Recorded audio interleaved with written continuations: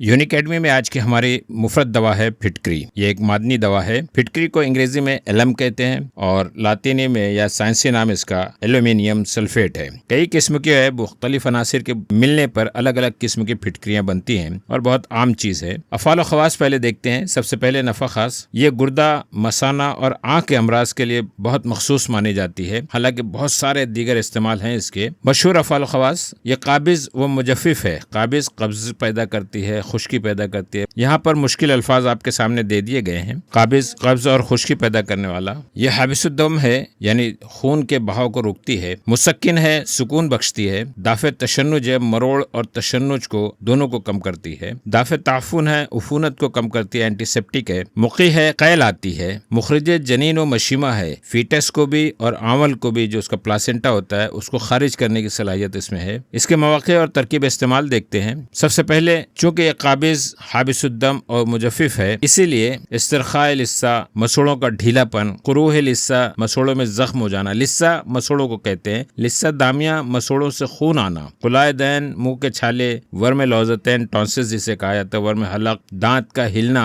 جسے تحرک دندان کہتے ہیں، ان سارے امراض میں یہ خاص طور سے استعمال ہوتی ہے۔ جریان الدم، قابض ہونے کی حیثیت سے اور حابس الدم ہونے کی حیثیت سے۔ جریان الدم یعنی خون کے بہاؤ کے جتنے امراض ہیں، جیسے کثرت طمس ہے، حیض کا زیادہ آنا، سیلان الرحم، دمی بواسیر میں خون کا زیادہ خارج ہونا، حرق و سلک کے امراض، اینٹی سیپٹک کے طور پر یہاں پہ خشکی پیدا کرنے کے لیے جو مجفف اثر ہے، حرق و سلک میں کام آتا ہے۔ زخم اور قروح متعفنہ اور ناسور وغیرہ میں اسے استعمال کرتے ہیں۔ سوزش عامہ، خروج المقد، ان سارے امراض میں اتنے سارے استعمال ہیں پھٹکری کے کہ ہمیں اسے بہت اچھے سے استعمال کرنے کی صلاحیت اپنے میں پیدا کرنا چاہیے۔ اندام نہانی کی سوزش ہو اور خارش ہو، وضع حمل کے بعد رحم اور محبل یعنی اندام نہانی کچھ ڈھیلی پڑ جاتی ہے، اسے تنگ بنانے میں پھٹکری بڑی کامیابی سے استعمال ہوتی ہے۔ کچھ آسان نسخے یہاں دیے گئے ہیں، خاص طور سے مسوڑوں اور دانتوں کے امراض کے لیے پھٹکری کا سنون یعنی منجن بناتے ہیں، یا ضرور ایسا باریک پاؤڈر جو چھڑکا جائے ایسا بنا لیتے ہیں۔ اس سے مزمزہ کیا جاتا ہے۔ مزمزہ کہتے ہیں کلی کرنے کو، یعنی صرف منہ میں پانی لیتے ہیں، پھٹکری کا پانی، اور اس سے کلیاں کرتے ہیں۔ اور غرغرہ کہتے ہیں حلق تک بھر کر کلی کرنا۔ اس طرح سے اسے مسوڑوں کے امراض اور دانتوں کے امراض میں استعمال کیا جاتا ہے۔ دانت میں درد ہو اگر تو ببول کا تازہ چھلکا لے کر اس میں پھٹکری کی ڈلی یا پاؤڈر رکھ کر چبائیں۔ پھٹکری ہمیشہ مدبر کرنے کے بعد ہی استعمال کرنا چاہیے۔ مدبر کرنے کا طریقہ یہاں بتا دیا گیا ہے۔ پھٹکری کو کسی صاف توے پر ڈال کر آگ پر رکھ دیں،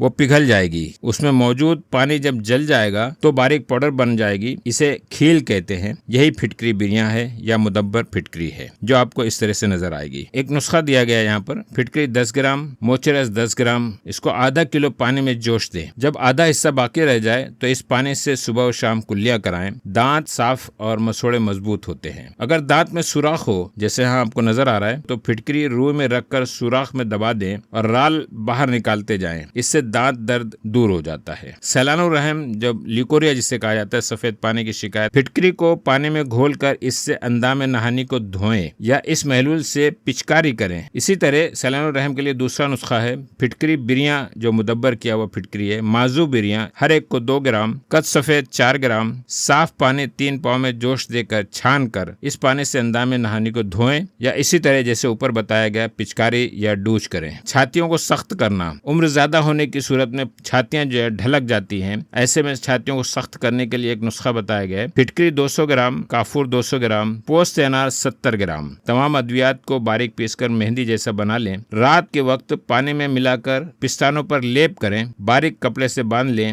چند دنوں کے اندر چھاتیوں کا ڈھیلا پن ختم ہو جائے گا۔ جریان کے لیے جو مردانہ کمزوری کی ایک علامت ہے، پھٹکری بریاں 10 گرام، گیرو 6 گرام، باریک پیس کر رکھیں اور بوقت ضرورت صرف 1 گرام دودھ لسی کے ساتھ استعمال کریں۔ دوسرا نسخہ ہے پھٹکری بریاں 10 گرام، ستہ گلو 10 گرام، باریک پیس لیں۔ خوراک بس 3 گرام صبح شام تازہ پانی سے دیں۔ چند روز میں پرانے سے پرانا جریان بھی ختم ہو جاتا ہے۔ بہت زیادہ احتلام نائٹ فال ہونے کی صورت میں پھٹکری بریاں 1 گرام صبح شام پانی کے ساتھ کھلائیں۔ نکسیر، رعاف جسے کہا جاتا ہے، یا ناک کے زخموں میں نکسیر، ناک سے خون کا بہنا، ایپسٹیکسس، اس میں پھٹکری کا محلول بنا لیں اور ناک میں پچکاری کریں۔ پھٹکری مدبر کی نسوار دینے سے بھی نکسیر بند ہو جاتا ہے۔ گائے کے کچے دودھ میں پھٹکری گھول کر سنگھانے سے بھی نکسیر بند ہو جاتا ہے۔ اگر پھر بھی خون بند نہ ہو تو پھٹکری پانی میں گھول کر اس میں کپڑا بھگو کر پیشانی پر رکھیں۔ 5-10 منٹ میں خون بند ہو جائے گا۔ کھانسی میں یا تھوک میں اگر خون آتا ہے تو پھٹکری مدبر کی ہوئی آدھا گرام کی پڑیا بنا لیں، دودھ کے ساتھ تینوں وقت صبح دوپہر شام استعمال کریں۔ پیشاب میں اگر خون آتا ہے، پھٹکری بریاں مدبر کیا ہوا پھٹکری جو ہے 3 گرام باریک پیس کر 3 پڑیا بنا لیں اور ایک پڑیا صبح دوپہر شام لسی کے ساتھ استعمال کریں۔ مقامی استعمال: تمام قسم کے درد، وجع المفاصل، چوٹ و موچ، ضربہ و سکتہ میں پھٹکری کو مقامی طور سے استعمال کیا جاتا ہے۔ اگر اندرونی چوٹ ہو تو پھٹکری مدبر 4 گرام کو آدھا لیٹر دودھ کے ساتھ پلائیں۔ آنکھوں کا درد دور کرنے کے لیے لیموں کے رس کے ساتھ پھٹکری مدبر کا لیپ بنا لیں، پپوٹوں پر لیپ لگائیں۔ سر درد کے لیے پھٹکری سرخ بریاں 10 گرام، دانہ الائچی خرد 5 گرام، دونوں کو علیحدہ پیس کر چھان لیں اور ملا کر شیشی میں ڈال کر محفوظ کر لیں اور بوقت ضرورت صرف 2 گرام تازہ پانی کے ساتھ لیں۔ سر درد میں آرام ہو جاتا ہے۔ کان کے درد کے لیے پھٹکری بریاں کو چٹکی بھر کان میں ڈال لیں اور اوپر سے چند قطرے لیموں کا رس ڈال دیں یا پیاز کا پانی ڈال دیں، درد ختم ہو جائے گا۔ یہ دافع عفونت ہے، یعنی دافع تعفن ہے، اور اس وجہ سے پھٹکری کو قروح متعفنہ جو خراب ہو گئے قروح ہیں، ورم لثہ مسوڑوں میں اگر ورم ہے، کلائے دہن منہ کے چھالے ہیں، ورم لوزتین ہے، یا UTI انفیکشن کے نتیجے میں گردے اور مثانے میں قروح پیدا ہو گئے ہیں۔ امراض چشم کے لیے 40 گرام گلاب کے عرق میں 1 گرام پھٹکری گھول کر رکھ لیں، 2 بوند آنکھوں میں دن میں 4 بار ڈالیں، اس سے بھی آنکھوں کی لالی ختم ہو جاتی ہے اور اس کا دکھنا بند ہو جاتا ہے۔ منہ کے چھالوں کے لیے پھٹکری اور چمیلی کے پتوں کو پانی کے ساتھ جوش دے کر اس سے کلیاں کرائیں، یا پھٹکری کی کھیل بنا کر یعنی وہی مدبر بنا کر اس پہ برابر وزن کا موزوں پھل استعمال کریں، صفوف اس کا پاؤڈر، اور پھر اسے پانی میں گھول کر اس سے بھی کلیاں کرائیں۔ ان سب سے منہ کے چھالے دور ہو جاتے ہیں۔ مہاسوں کے لیے ایک نسخہ بتایا گیا ہے، پھٹکری بریاں اور کالی مرچ دونوں ہم وزن لے لیں اور تھوڑی مقدار میں پانی سے لیپ بنا لیں، دونوں کو پیس کر لیپ بنا لیں، رات کو سوتے وقت چہرے پر لگائیں، صبح منہ دھو کر معمولی سا تیل لگا لیں۔ قابض، حابس الدم اور دافع تعفن ہونے کی وجہ سے پھٹکری کے جوشاندے سے زخموں کو دھویا جاتا ہے۔ پھٹکری بھون کر شہد میں ملا کر آگ سے جلے ہوئے زخم پر لگانے سے بھی بہت راحت ہوتی ہے۔ تشنجی امراض کے طور پر استعمال کرنے کے لیے سوکھی کھانسی اور دمہ کے لیے بھنی ہوئی پھٹکری میں برابر وزن مصری کا صفوف ملا کر 1 گرام کی مقدار صبح اور شام استعمال کرائیں، کھانسی اور دمہ میں فائدہ ہوتا ہے۔ سوکھی کھانسی، ڈرائی کف آ رہی ہو، پھٹکری بریاں 10 گرام، باریک پاؤڈر شکر 10 گرام، دونوں کو ملا لیں، اس کی معمولی مقدار تقریباً 1 گرام صبح اور شام نیم گرم دودھ کے ساتھ لینے سے سوکھی کھانسی دور ہو جاتی ہے۔ اگر تر کھانسی ہے، بلغم خارج ہو رہا ہے تو دودھ کی جگہ نیم گرم پانی استعمال کریں۔ یہ مکی ہے، قیل آتا ہے۔ بہت سارے امراض خصوصاً زہر خورانے کے بعد یہ معدے سے فاسد یعنی خراب غذا کو نکالنے کے لیے، خراب مادے کو نکالنے کے لیے طبیب اکثر قیل آنے والی ادویہ استعمال کرتے ہیں، تو ایسے وقت میں پھٹکری کو بھی استعمال کیا جا سکتا ہے۔ خناک اور سرفہ میں مادہ مرض کو خارج کرنے کی تدبیر میں بھی قے آور دوا کا استعمال کیا جاتا ہے۔ پھٹکری کا مطبوخ یعنی جوشاندے کو یا اس کا حمول کہتے ہیں محبل یا اندام نہانی میں دوا رکھنے کو، اس عمل سے جنین، پیٹ میں پلنے والا بچہ اور مشیمہ یعنی آول دونوں کا اخراج ممکن ہوتا ہے۔ اس لیے پھٹکری کو حاملہ عورتوں میں احتیاط سے استعمال کرنا چاہیے، بلکہ کچھ کتابوں میں پھٹکری کو جنین اور مشیمہ کو خارج کرنے کے لیے بھی استعمال بتایا گیا ہے، لیکن یہ ایک نقصان دہ استعمال ہو سکتا ہے۔ جب دیگر آسان اور بے ضرر طریقے موجود ہوں تو اس طرح کے خطرے سے بھرے استعمال سے پرہیز کرنا چاہیے اور احتیاط میں ہی حکمت ہے۔ اس لیے پھٹکری کو مخرج جنین و مشیمہ کے طور پر استعمال کرنے سے احتیاط کرنا چاہیے۔ دیگر افعال میں کالی کھانسی کے لیے استعمال کیا جاتا ہے اور اس مقصد کے لیے ہوپنگ کف میں پھٹکری مدبر 4 سے 9 رتی، 1 رتی یعنی 125 ملی گرام کے برابر ہوتی ہے، مقدار میں 3 سے 4 بار دیں۔ کالی کھانسی میں 2 سے 4 رتی تک شربت یا شہد میں ملا کر دینے سے بھی کھانسی دور ہو جاتی ہے۔ بواسیر کے لیے پھٹکری کے محلول سے مقد اور بواسیر کو دھوتے ہیں اور پھٹکری کے پاؤڈر سے بواسیر پر چھڑکاؤ ضرور کرتے ہیں۔ یہ دونوں عمل بواسیری مسے کو خشک کرنے اور سکڑنے میں مدد کرتے ہیں۔ اسی طرح نارموش خوشبودار مفرد دوا ہے، 2 گرام لیں، پھٹکری لال 3 رتی لیں اور دن میں 3 بار پانی سے استعمال کریں، اس سے بواسیر میں فائدہ ہوتا ہے۔ بواسیر کے لیے ایک دوسرا نسخہ آپ کے سامنے ہے، پھٹکری 100 گرام، مولی کا پانی چھنا ہوا 1 کلو، لوہے کی کڑھائی میں ڈال کر جوش دیں، جب گولی بنانے کے لائق ہو جائے تو جنگلی بیر کے برابر گولیاں بنا لیں، یعنی بڑی بڑی ہوتی ہیں تھوڑی۔ استعمال کے وقت 1 گولی توڑ کر مکھن میں رکھ کر کھلائیں اور اوپر سے 125 گرام دہی پلا دیں۔ بچھو کا زہر کے لیے بھی پھٹکری استعمال کی جاتی ہے، پھٹکری گھس کر اس کا لیپ بچھو کے کانٹے کے مقام پر لگانے سے بچھو کا زہر اور درد بھی بہت کم ہو جاتا ہے۔ پسینے کی زیادتی میں، ہاتھ پاؤں میں پسینہ زیادہ آتا ہو تو پھٹکری کو پانی میں گھول کر اس سے ہاتھ پاؤں کو دھوئیں یا پانی میں ڈال کر اس سے نہائیں، اس سے پسینے کی زیادتی کم ہو جاتی ہے۔ جوئیں اور بدبو بدن کے لیے. اس کے پانی سے بال دھونے سے یا نہانے سے جوئیں مر جاتی ہیں. اس سے نہانے سے بغل اور بدن کی بدبو بھی دور ہو جاتی ہے. ملیریا اور دیگر نوبتی بخار کے لیے بھی پھٹکری استعمال کیا جاتا ہے. پھٹکری 1 گرام چینی 2 گرام میں ملا کر بخار آنے سے 2 گھنٹہ پہلے پانی سے دیں. اگر قبض ہو تو پہلے سے دور کر لیں. بہت پرانے اسہال کے لیے بھی پھٹکری مشہور ہے. بہت پرانے دستوں میں مثلا سنگرہنی اریٹیبل باول سنڈروم جسے کہا جاتا ہے اور پرانے اسہال کی تکلیف میں پھٹکری کو بطور سفوف کھلایا جاتا ہے. یرقان کے لیے یہ نسخہ ہے: پھٹکری 20 گرام، گلے ارمنی 20 گرام، مصری 50 گرام، تمام کو باریک پیس کر سفوف بنا لیں. 3 گرام کی مقدار میں شربت بنفشہ کے ساتھ دیں. تیل میں تلی ہوئی چیزیں اور مسالوں آلو، چاول، گوبھی، اروی وغیرہ سے پرہیز کریں. یہ ایک ہی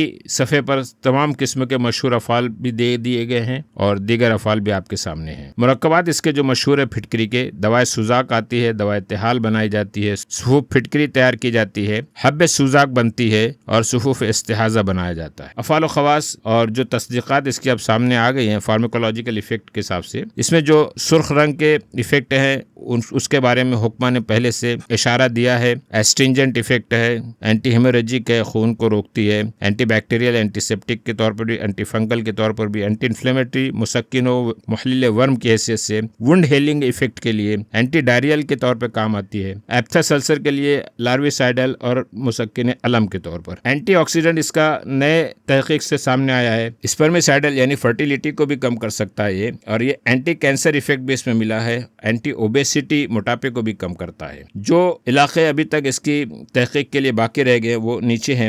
اینٹی سیپٹک ایفیکٹ اس کا کتنا کارآمد ہے، پائلز پر یہ کس طرح سے کام کرتی ہے، اینٹی پائریٹک ایفیکٹ میں کس طرح سے اس کے اوپر تحقیق ضروری ہے. جوئیں مارنے کا، جانڈس کے لیے یعنی یرقان کے لیے، اوور سویٹنگ، ہائپر ہائیڈروسس جو ہوتی ہے، بہت زیادہ پسینے آنے کی، اس میں کس طرح سے یہ کام کرتی ہے، پمپلز پر یہ کس طرح سے کارآمد ہے، ان سب پر تحقیق ابھی باقی ہے. یہ کچھ آرٹیکلز ہیں آپ کے سامنے جس کا یہاں پر آپ کو لنک دے دیا جائے گا. شب یمانی علم a unique drug and its utilization in Unani medicine، یہ انٹرنیشنل جرنل آف ریسرچ میں پرنٹ ہوا ہے. ایک دوسرا پیپر ہے جو پیریپیکس انڈین جرنل آف ریسرچ میں شائع ہوا ہے، فارماکولوجیکل انویسٹیگیشن آن شب یمانی. اصل میں یہ پہلے یمن سے پھٹکری حاصل ہوتی تھی عام طور سے، اس لیے اس کا نام اسی سے ملتا جلتا بنا دیا گیا، شب یمانی. اس کا مزاج یہ گرم خشک ہے، درجہ دوم میں، کچھ اطباء نے سوم بھی بتایا ہے. مقدار خوراک بہت کم ہے، 2 رتی سے 4 رتی، وہ بھی مدبر کی ہوئی. 1 رتی 125 ملی گرام ہوتی ہے. اگر 3 گرام تک کسی کو دے دی جائے تو اس کے کھانے سے قے ہو جاتی ہے، یہ مقی ثابت ہوتی ہے. اس کی مضرت پھیپھڑے، معدہ اور آنتوں کے لیے مضر ہے. روغنیات اور دودھ کے مصلح کے طور پر استعمال کیا جائے گا،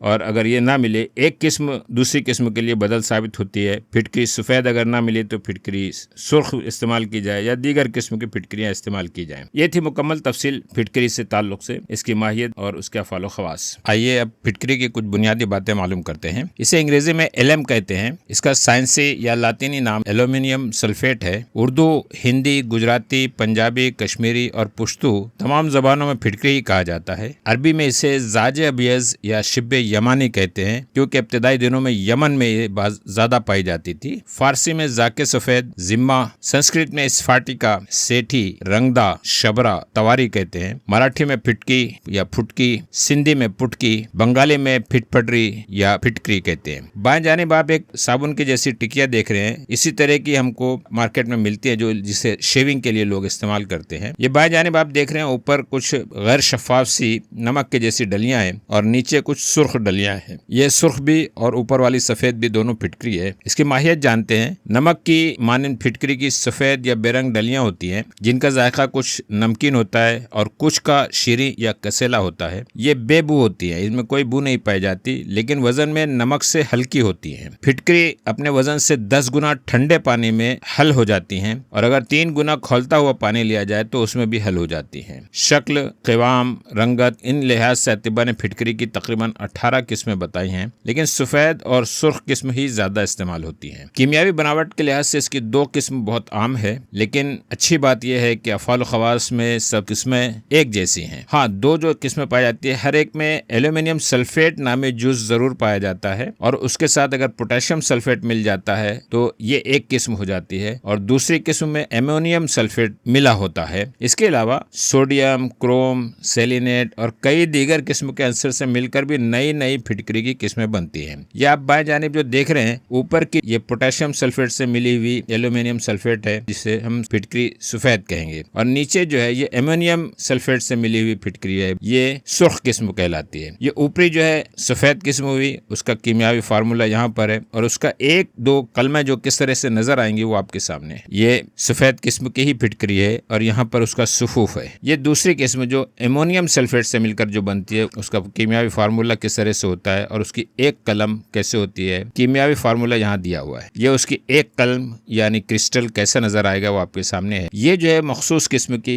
सोडियम क्रोमियम सेलेनेट से जो मिलकर बनती है। तो ये जो आपके सामने है ये क्रोम से मिलकर बनी हुई है, तो बनफशाई रंग की ये कलमा है, बल्कि बहुत सियाह किस्म की भी फिटकरी आ जाती है। फिटकरी बॉक्साइट नामी मादनियात पर एक बहुत पेचीदा कीमियावी अमल से हासिल की जाती है। इसी अमल को आगे बढ़ाने पर बॉक्साइट से एल्यूमिनियम नामी धात हासिल होती है, जो आज के दौर में फिटकरी से कई गुना महंगी धात है। इसीलिए तिजारती इदारे अब बॉक्साइट की जो मादनियात या जो कानें होती हैं, उससे फिटकरी से ज्यादा एल्यूमिनियम बनाने में दिलचस्पी रखती हैं। इंडो पाक में बॉक्साइट मादनियात की कानें जिससे फिटकरी अलग की जाती है, ऐसी कानें उड़ीसा, छत्तीसगढ़, झारखंड, महाराष्ट्र और गुजरात में हैं। बाएं जानिब आप नक्शे में देख सकते हैं जहाँ जहाँ कानें हैं। पाकिस्तान में पंजाब, सरगोदा, खुशाब, खैबर पख्तूनख्वा, हजारा डिवीजन, बलूचिस्तान में और इसी तरह उन्हीं इलाकों में फिटकरी और एल्यूमिनियम बनाने के कारखाने पाए जाते हैं, तो उन्हीं इलाकों में फिटकरी भी बनती है। दुनिया का नक्शा आपके सामने है। ताज़ा तरीन रिपोर्ट के मुताबिक दुनिया में बॉक्साइट की मौजूदगी की बुनियाद पर एल्यूमिनियम और मसनूई फिटकरी बनाने में सबसे आगे ऑस्ट्रेलिया और चीन है। यहाँ आप देख सकते हैं नक्शे में, ऑस्ट्रेलिया और चाइना सबसे ज्यादा एल्यूमिनियम इन्हीं ममालिक में बनता है, इसीलिए इन्हीं इलाकों से